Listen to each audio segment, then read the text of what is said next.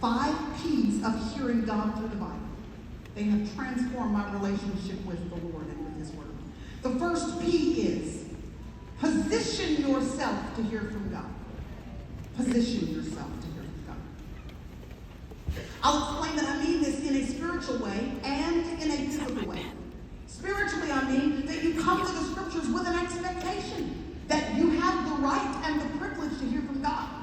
One of the schemes of the enemy is to cause us to think that only certain people have a hotline connection with God, that they're the ones that can hear God in some unique way, but we regular folks don't have the opportunity, the privilege to also hear from God. That is one of the deceptive mechanisms of the enemy to keep us from going to the Word Himself. So we come in expectation.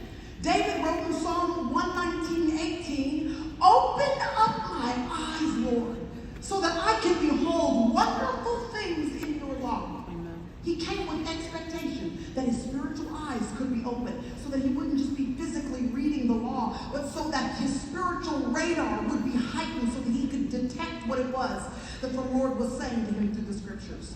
So recalibrate your spiritual expectation. If you become a bit intimidated about being in the scriptures yourself, this is the day to recalibrate that and begin to come back, hesitantly as you may, with expectation that God not only can speak to you, but actually He wants to. Amen. He wants to. Position yourself spiritually, but position yourself physically as well. The book of Habakkuk is about a guy that's basically upset with God. There's a lot going on in his community, a lot going on in his world, and he's had enough. The whole first chapter of the book of Habakkuk is this prophet calling out to God and saying, "Why, Lord, have you allowed this? And how long are you going to let this last?" Does that sound like a prayer you've ever prayed? Oh, come on. Why, Lord? And how long? And he spends the entire first chapter praying that way. And God, in His grace and mercy, remember, His grace is sufficient for even our questions. So He lets Habakkuk ask all the questions. And then in chapter 2, Habakkuk says, "Now I will go up on the watchtower, and I will wait to see what it is that the king will say in response to me."